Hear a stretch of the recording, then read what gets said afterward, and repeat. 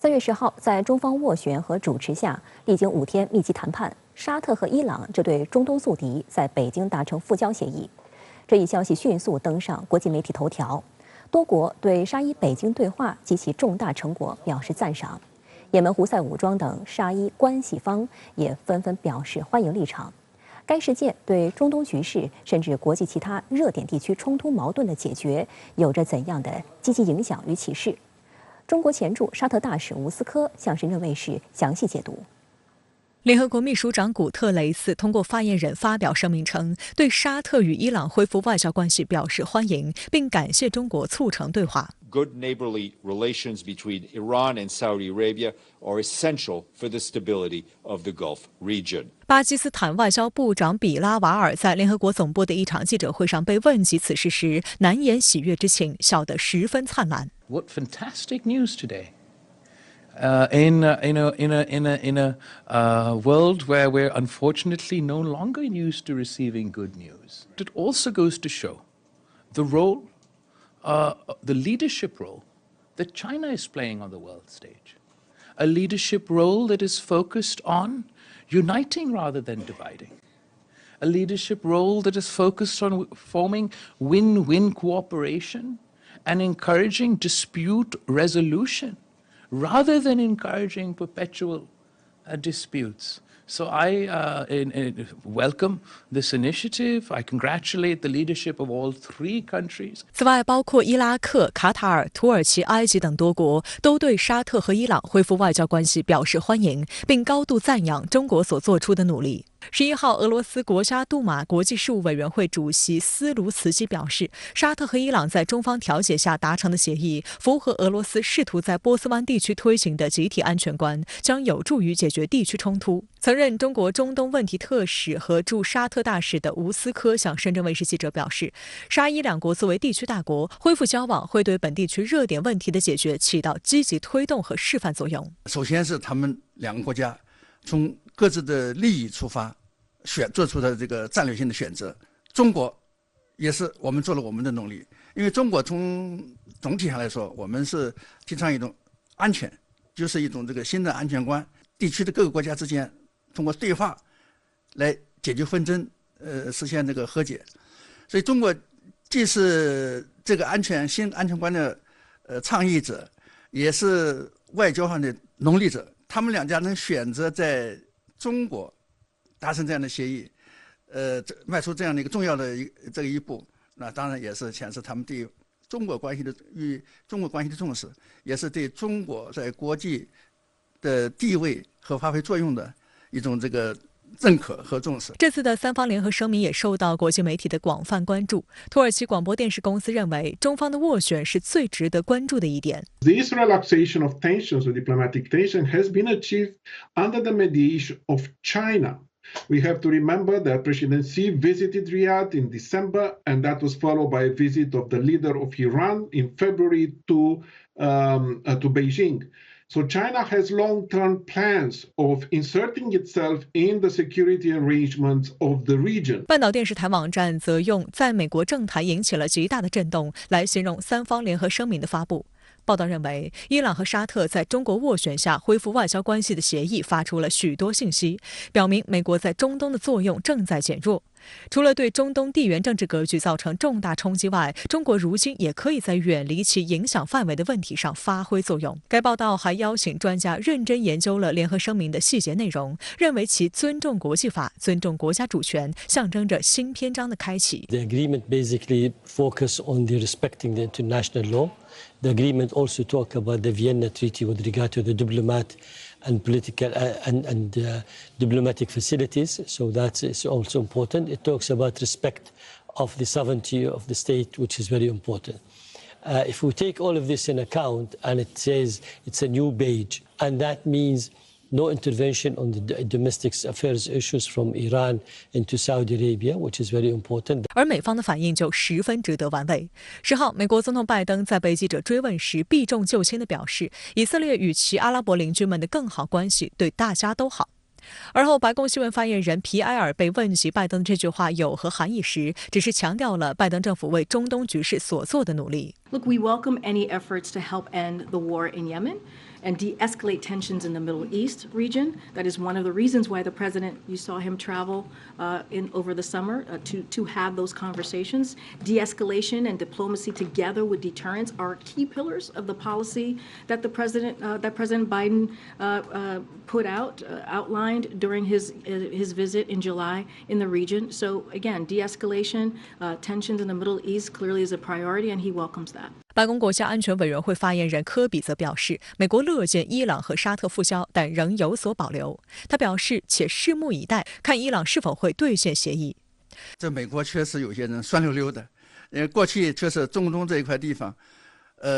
很长时间都是美国一家说了算。但是这一年来，特别是进入新时代，这中东国家对这一点看得越来越认识得清楚了。所以呢，在这样的情况下，他们也愿意选择更多的这个方式吧，更适合他们自己国家的方式来解决问题。我觉得这也确实是显示了这个地区国家的自主性增强。那么对于美国长期起主导作用的这个角色，还是那一句话，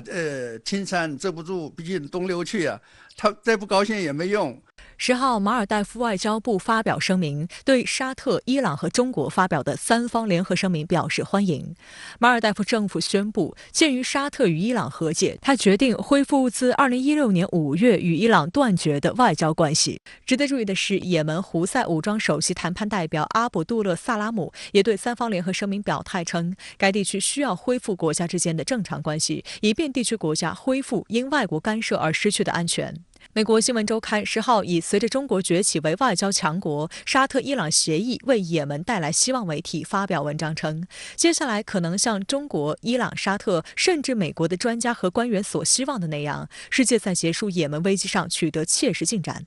分析认为，沙伊和解为中东和世界带来巨大惊喜。这不仅因为一对宿敌一笑泯恩仇，还因为双方在千里之外的北京成功举行对话，这是出乎大多数人意料的外交奇迹，标志着中国外交正在向劝和促谈进行范式转换。不过，在沙伊两国矛盾错综复杂，待解决的问题和分歧很多。与此同时，美国预料仍会鼓动阿拉伯国家和以色列联手遏制伊朗，需防范两国复交后关系可能出现反复。确实，两个国家之间它存在着这个分歧啊，甚至矛盾呐，这也是客观现实的，也是还是需要继续努力。不是说这一下子达成个协议以后，一切问题都解决了，这个柳暗花明又一村。当然。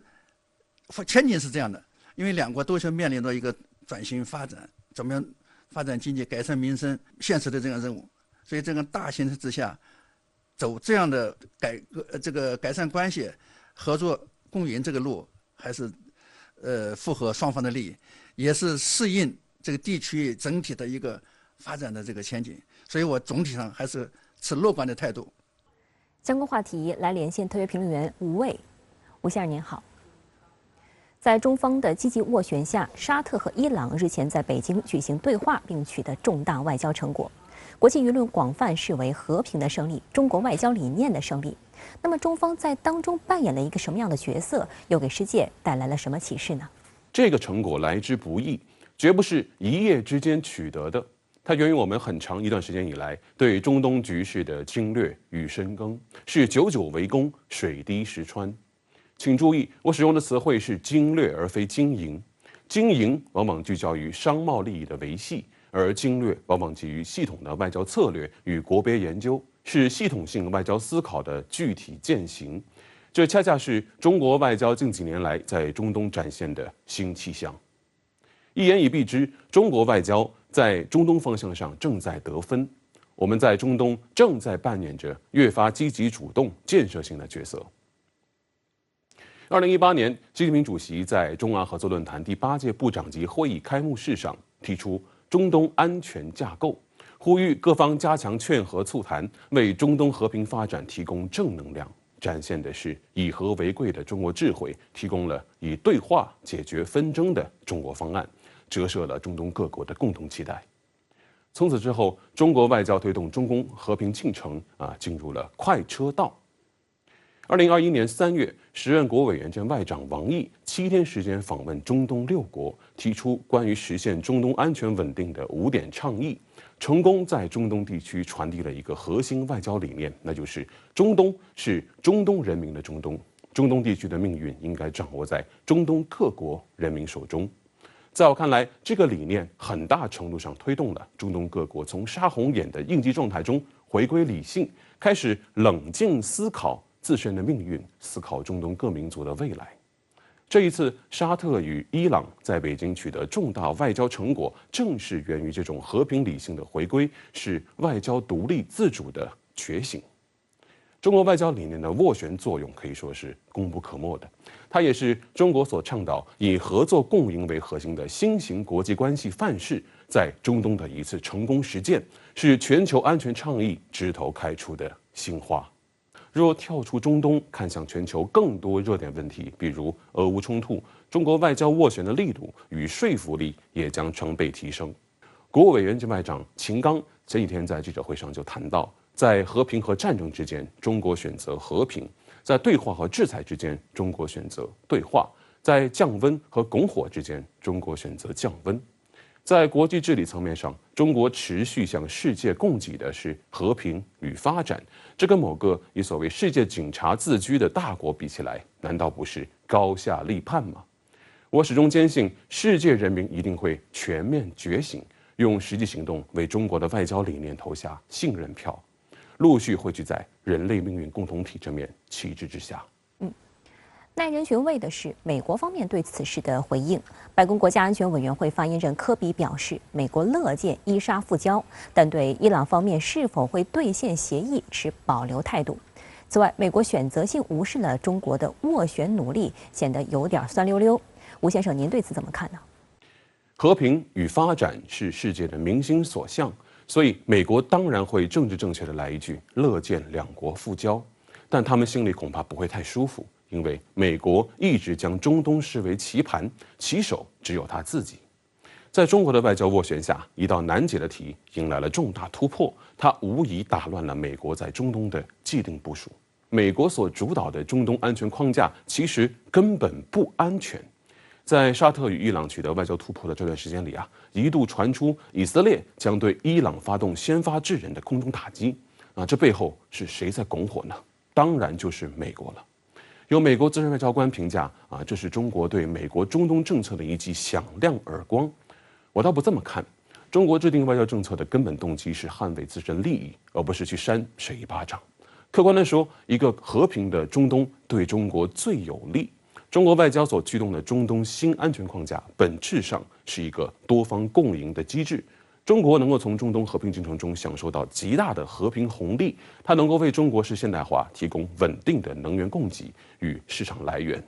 这与美国所驱动的中东政策最大不同，就是在于美国追求的是赢家通吃，中国倡导的是区域共赢。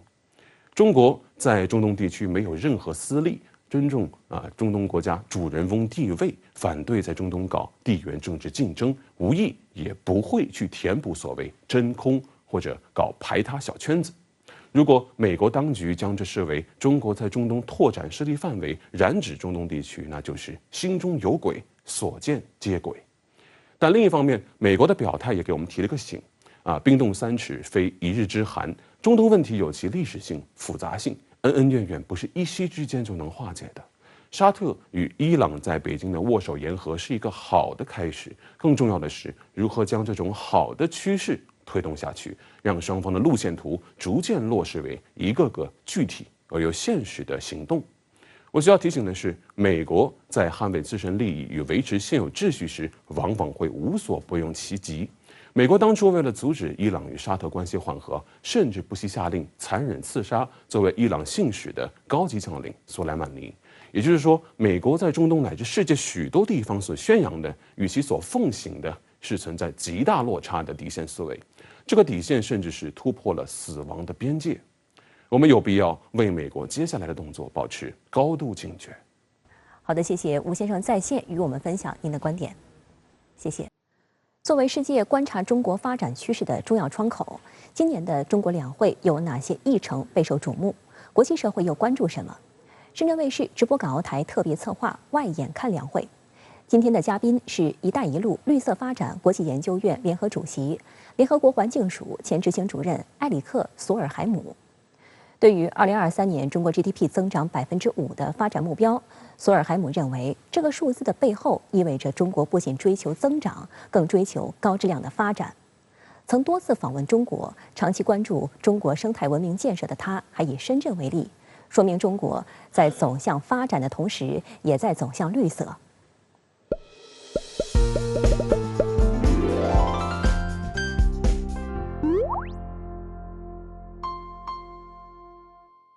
Two sessions. I mean, yes, China will aim at 5% growth,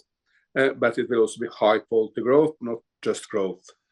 埃里克·索尔海姆于2016年至2018年担任联合国环境规划署执行主任。在此之前，索尔海姆曾任挪威外援大臣以及环境与外援大臣，以及经济合作与发展组织发展援助委员会主席。在挪威政府任职期间，他推动实施了挪威重要的环境立法——自然多样性法。挪威还与巴西、印度尼西亚、圭亚那等国密切合作，推出了国际气候和森林倡议，为联合国启动温室气体减排计划奠定了基础。他因其在气候和环境方面的工作获得了诸多奖项，包括联合国环境署的地球卫士奖以及《时代》杂志环境英雄。曾多次到访中国，对中国非常熟悉和了解的索尔海姆也关注到了今年全国两会上公布的中国 GDP 5%左右的目标。他在看好中国经济发展的同时，也强调了这个数字背后的高质量发展核心内涵。I think it's an ambitious figure. China may also achieve more. Let's see. What's important is that China is not just going for growth.But for what President Xi repeatedly calls high-quality growth, which is growth which benefits the people. This is a new historical era of China. 高质量发展离不开绿色发展。索尔海姆目睹了中国近年来在生态环境上的心态与措施转变，尤其是在过去10年里取得了巨大的进步。不仅提出了绿水青山就是金山银山的发展理念，而且中国式现代化更是人与自然和谐共生的典范。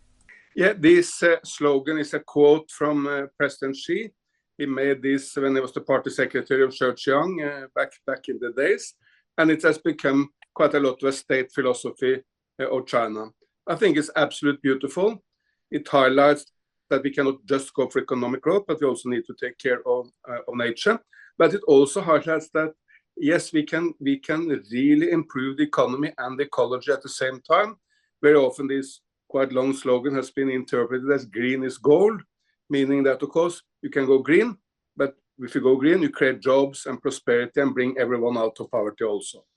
长期关注中国生态文明建设的索尔海姆表示，他计划今年4月到访中国的广州和深圳。他以深圳为例，说明中国在走向发展的同时，也在走向绿色。Shenzhen is the greatest symbol of this. Look, this has been the fastest growing city in the world in the last decades.And it's also one of the greenest. It's probably the greenest city in China. It's indeed one of the greenest cities in the world. Shenzhen has huge green corridors through the city, wetlands and bird sanctuaries in the city. And of course, all buses, all taxis are electric, and even many trucks are now electric in Shenzhen. 今年是中国提出“一带一路”倡议10周年。在14届全国人大1次会议记者会上，外交部长秦刚回应中外记者提问时就指出，“一带一路”倡议10年里让将近4000万人摆脱贫困。今年中国将以主办第3届“一带一路”国际合作高峰论坛为契机，与有关各方一道，推动“一带一路”取得更丰硕的成果。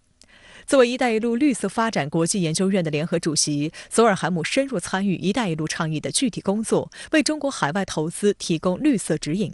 在他看来，“一带一路”倡议非常受欢迎。Belt and Road has been the most important investment program in developing nations in the last 10 years. It has had enormous transformative influence in many nations. And as an example, the very recently finalized Laos-China Railroad make this landlocked small nation of Laos.Connecting to the global system of railroads and gives it an opportunity to export in a completely new fashion. This year, the Bandung-Jakarta Railroad in Indonesia will be open. Hopefully, it can be a Trans-Java Railroad in this very populated island of Java. And these are just some examples. Even in Europe, you are now seeing a railroad from Belgrade to Budapest, financed and built by China. So we should be very, very grateful for China for this. If the US and Europe want to make something similar, it should be welcome. It should not be competing initiatives. There should be complementary initiatives. 至于部分西方国家炒作的所谓债务陷阱一说，他也予以坚决的驳斥。That's simply Western propaganda against China. It should not be taken seriously. There's still a lot more debt from developing countries to the West and to Western-dominated institutions than to China. 对于中美关系，索尔海姆认为，作为两个大国，中美不仅在气候方面，而且应该在所有重大问题上保持合作，这是非常重要的。尤其是中美现在没有出现全面的脱钩，并且经贸总量在去年创下历史新高的背景下，中美更应携手带领全球应对各种危机与挑战。We need to be able to work together, even if the political systems are different. So my appeal to China is to find a way of resolving all these without conflict. That will be better for China, but also better for the world. 今年的政府工作报告在涉台论述释放了怎样的信号？全国两会对于两岸关系发展传递哪些重要信息？深圳卫视为此专访岛内各界人士，推出台北观察两会特辑。本期专访台湾中国文化大学教授邱毅。他认为，大陆经济稳定发展将给台湾带来非发展红利，而今年的政府工作报告对台释放了统一红利的重要信息。对于美台军事勾连，邱毅认为，这是美国要让台湾全岛变战场，需要两岸同胞共同提高警惕。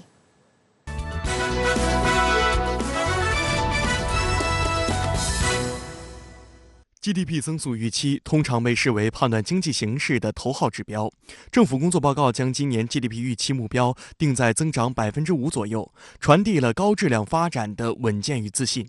邱毅注意到，5%左右的经济增速，国际媒体都认为中国大陆很务实甚至谦虚。这个增速在世界主要国家和地区中依然会处于领先位置。在全球主要经济体今年都会笼罩在萧条阴影中时，中国大陆经济的表现一定会是最稳定的，这也会给台湾带来发展红利。大陆是在稳健务实的步伐上面寻求成长，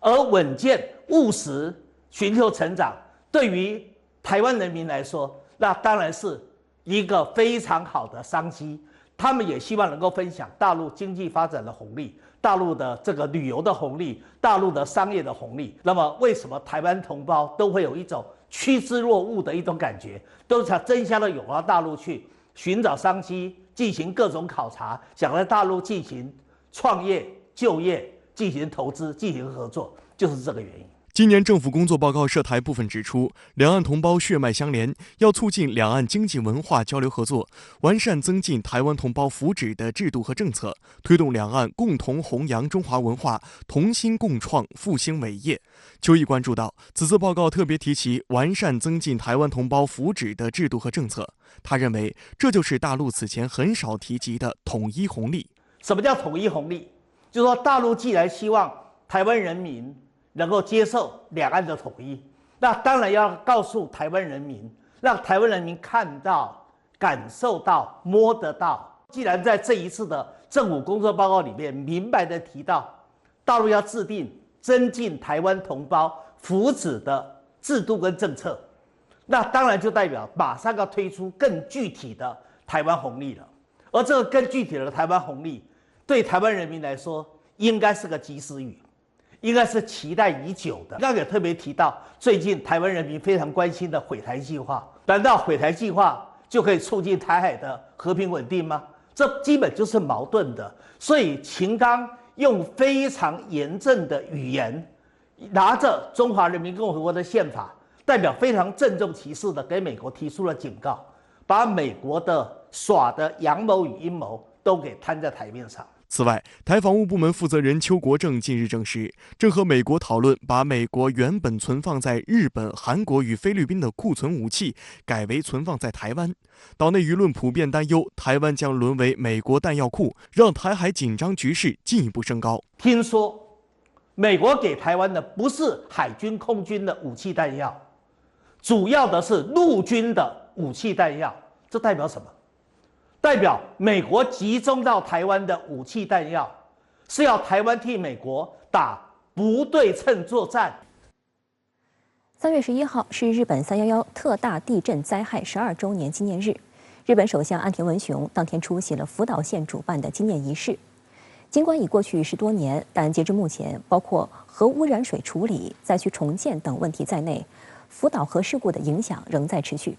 日本民众在东京电力公司附近举行集会，反对日本政府和东电于今年春夏期间将福岛核污染水排放入海的计划。根据日本政府和福岛核电站所属的东京电力公司此前公布的福岛核電站核污水处理計劃，將於今年春夏期間開始向海洋排放福島核污水，引發日本國內強烈反對。やってはいけないことだし、我々日本人にも迷惑をかけるけれども、世界中に迷惑をかけることになりますよね。放射能が世界中に拡散するし、魚は生物濃縮して溜め込んでしまうし、それを人間がまた食べるってもうとんでもない悪循環ですよね。从福岛县专程赶来参加抗议活动的民众说，核污染水的处理问题应该慎重，日本政府的决定草率而不负责任。今溜めてるんだから、そのまま溜めればいいんだと思います。ちゃんとしたタンクを作れる土地もあるし、タンクを作ればいいでやり方はあるわけなので、なんか場所が足りないとかっていうのは全然理由になってませんし。针对核污水处理，日本政府此前曾提出过5种方案，包括排入海里、变成水蒸气排入大气、沿着地下管道排入地底深处、电解处理，以及将其固态化埋入地底。2021年4月，日本政府最终敲定了成本最低的方案，即排入海中。按照东电的说法，他们计划通过多核素去除设备的处理，将污水的放射性物质控制在标准之内再排放。虽然这种方法去除了大部分放射性物质，但不包括氚等难以清除的放射性元素。东京原子力资料情报室负责人半英信直言，这样的处理方式做不到100%移除放射性元素，排海的核污染水仍具威胁。实际上，日本政府若本着负责任态度处理核废水，是存在更优解决方案的。韩国首尔大学原子核工程系名誉教授徐君烈近日接受采访时表示，日本福岛135万吨核污染水总量巨大，根本无法彻底实现净化。但如果挖掘一个20万平方米的人工湖，可以完全满足日方未来50年倾倒核污染水的需求，而且只需花费2500万美元，是耗资最小的处理方式。值得注意的是，日本核污染水排海不仅对当地渔业、冷链、水产加工等相关行业造成严重打击，还将严重破坏海洋环境、生态系统和各国人民的生命健康。国际社会对此高度警惕。韩国对日方核监管机构批准排污入海的做法感到忧虑，并称将采取应对措施。中方也多次对日本排污入海表示反对。外交部长秦刚7号在面向海内外媒体的两会记者会上说，日本政府已经决定将福岛核污染水排入大海，这可不是日本一家的私事，而是事关海洋环境和人类健康的大事儿。我们敦促日方以负责任的态度处理好这一问题。外交部发言人毛宁10号在例行记者会上再次强调，根据国际法，日方有义务采取措施，避免环境污染，确保危险最小化。国际原子能机构技术工作组尚未完成对日本排海方案的评估，更没有得出最终结论。日方也没有与利益攸关方进行充分协商，却一意孤行地批准核污染水排海计划，且加速推进排海设施的建设，这种行为极其不负责任。中方敦促日方正视各方合理关切，切实履行自身义务，接受严格国际监督，以科学、公开、透明、安全的方式处置核污染水，包括研究排海以外的处置方案。在同周边邻国等利益攸关方和有关国际机构充分协商并达成一致之前，日方不得擅自启动核污染水排海。而生态脆弱、经济高度依赖海洋渔业的太平洋岛国，更对核污染问题高度敏感。太平洋岛国领导人上月底齐发声明，认为核污染水排海计划并不是简单的日本国内事务，是会影响到包括南太平洋岛国在内的世界性重要事件。鉴于目前日本有关方面提供的数据证据独立性及可验证性并不能令人满意，太平洋岛国论坛已多次呼吁日本推迟核污染水排海计划。History teaches us that we cannot wait 4 decades to figure things out, noting that Japan has indicated that the discharge will take place over the next 40 years. Instead, we must know and understand the full terms of any action that has the potential to have a major impact on our region. Our people continue to endure on a daily basis the long-term impacts of the nuclear testing legacy, so you can understand our concerns about the implications of the planned discharge by Japan. 日本读卖新闻12号引述多名政府相关人士的话披露，日本外相林芳正计划于本月下旬访问所罗门群岛、库克群岛、基里巴斯等3个太平洋岛国。这是日本外相首次访问这3个国家，也是林芳正自去年5月访问斐济、帕劳以来再次访问太平洋岛国。日本预测就福岛核污染水排海计划征得太平洋岛国的理解是林芳正此访重点，他准备在访问过程中认真说明所谓排海的安全性。但日媒话锋一转，暗示了林芳正此行更主要的目的。读卖新闻声称，外相此访将展示日本重视与太平洋岛国合作的态度，以对抗在该地区影响力日益增强的中国。日本计划通过提供受岛国所重视的应对气候变化的政策与基础设施建设方面的支持，加强在该地区的参与。日本共同社则提到，所罗门群岛去年4月与中国签署了安全协议，并渲染该国已经成为太平洋上美国和中国影响力之争的最前线。报道还称，自所罗门群岛签署安全协议以来，日本政府曾派遣外交和防务方面的副官访问，但内阁级别的访问尚属首次。预计日本考虑扩大与对方的防卫交流。日本外相很重要一点就是要暗中理解太平洋岛国和中国之间的关系，然后呢，鼓吹他的印太战略。但是呢，日本也不可能和太平洋岛国搞得太近，因为呢，太平洋岛国多数都是不发达国家。如果要让太平洋岛国全力配合他的政策，那必然呢要加大援助的力度，加大呢援助的筹码。那这对日本的经济发展来说呢，也不一定有利。所以呢，日本和太平洋岛国的关系，它就是呢要保持一个呢不松不紧。但是呢，又能够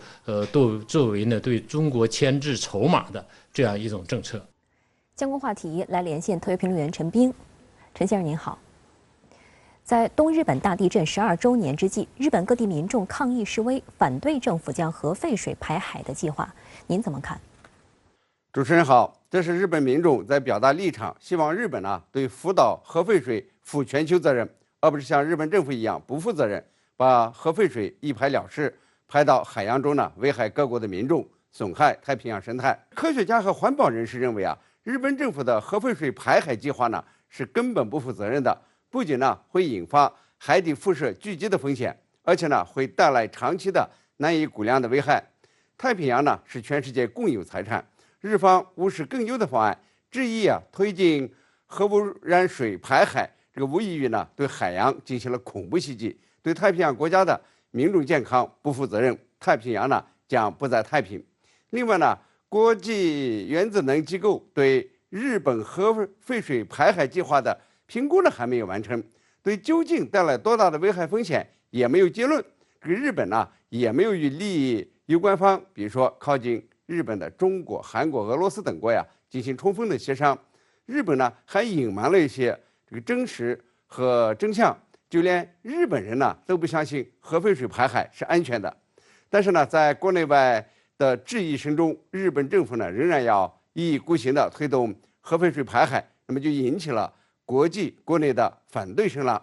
我觉得这个绿色和平组织的核专家肖恩·波尼说的特别中肯，他说唯一可以接受的解决办法是日本继续对污染水进行长期储存和处理，这是维护福岛人民、日本其他地区和国际社会人权、健康和环境的唯一途径。日本政府这个需要认真地听取各界的反应，对核废水处理做出科学的决策。为省钱，为了显摆政府效率而把核废水排入太平洋，是危害全人类，不能这么干的。日本外相林芳正即将访问所罗门群岛等3个太平洋国家，据说要求得南太岛国对核废水排海的谅解。您觉得会有怎样的结果呢？日本呢，在外交上常常显得诡诈，就像这次呀，外相出访南太岛国，打的旗号呢是日本要加强与南太各岛国的合作，以对抗中国在该区域日益增加的影响力。实际上呢，它是要与岛国协商福岛核废水排海，求得他们的理解，起码呢不反对。这样呢，日本就会以南太岛国的态度来掩饰核废水排海的不安全，然后呢就不拖延地实施核废水排海计划。当然，其中也不排除日本呢用安全援助或者是金钱外交来买的南太岛国对核废水排海的理解。日本外相访问的3个南太岛国呢，恰恰是对核废水排海没表态的国家。但是呢，日本的外交轨迹呢不一定能够得逞。日本提出呢要向太平洋排放核废水计划以后，这亚太国家呢就感到震惊，包括南太岛国都要求日本呢立即停止排放计划，不能呢让核污染进入生态系统和食物链，损害太平洋的渔业生态。那么根据洋流的速度计算呢，核废水一旦排放入海，57天就会把太平洋给污染了。日本自己、中国、俄罗斯、美国、加拿大、东南亚国家澳大利亚，包括南太岛国将会是第一批受到影响的国家。我们呢再选几个表过态的南太岛国的意见，就知道呀，南太岛国呀对日本行径呢还是充满了反对和焦虑。巴布亚新内基亚认为，福岛核废水排海将成为太平洋的切尔诺贝利，在未来几十年呢对我们的人民造成伤害。斐济代总统反问说呀，如果日本所谓的核废水处理以后很安全，那么日本呢为什么不将这些核废水再利用或用在本国的制造业和农业方面呢？一个由太平洋岛国前领导人组成的太平洋长老之声也发表声明说呀，日本呢并没有与受影响的沿岸国家，特别是太平洋岛国进行协商，任何政府为了符合成本效益而用放射性物质污染太平洋都是有悖常理的。我也注意到呀，除了美国认为日本排放核废水符合核安全标准以外，与日本关系良好的澳大利亚、新西兰呢都保持了沉默。但是呢，这3个国家的科学家还是坚持说，除非呢日本政府做出周密的排放计划，并且进行严格的监测，否则呢就是极不负责任。好的，谢谢陈先生在线与我们分享您的观点，谢谢。长期以来，为实现太空梦，日本政府在航空领域投入了大量人力物力。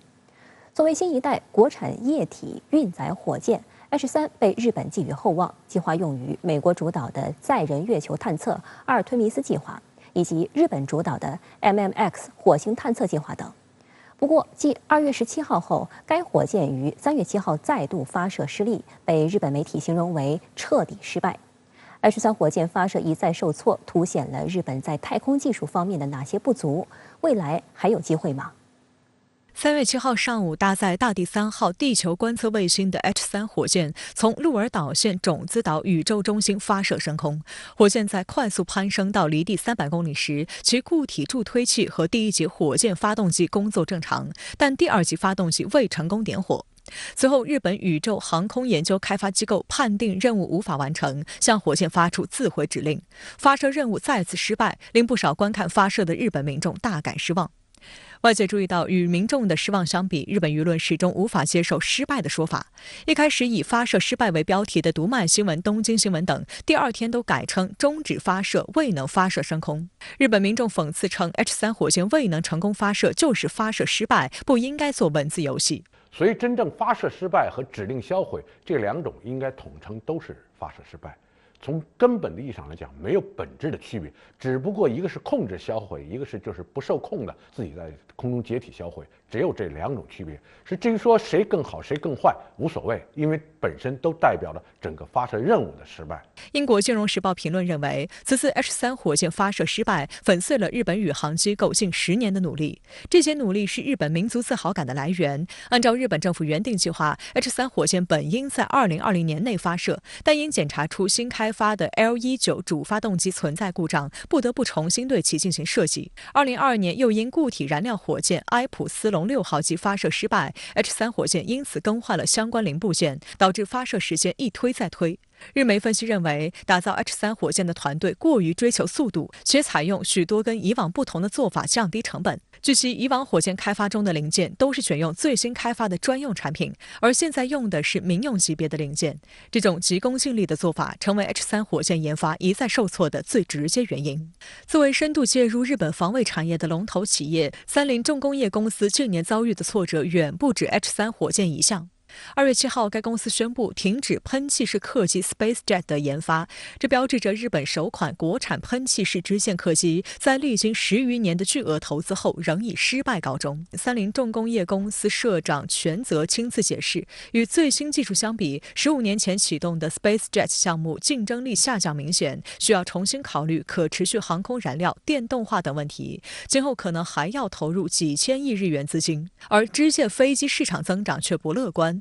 该项目盈利能力无法保证。美国的波音，包括欧洲的空客，并不希望日本能够真正造出自己的大飞机来冲击、挑战欧美两大家的航空工业市场。所以在各方面打压之下，日本的飞机即便是研制出来了，性能也会受到一定的限制，而且呢也很难推向市场。特别是能不能被欧美所接受，这一点都是存在非常大的疑问。从这个意义上来讲，日本的失败就是在所难免的了。有分析认为，无论是 H3火箭发射失败，还是完全放弃喷气式客机的开发，背后反映的是整个日本制造业的衰落。上世纪90年代泡沫经济破裂之后，如何节省成本、增加营收，成为政企关注的重点。这也导致近年来日本制造行业问题频发。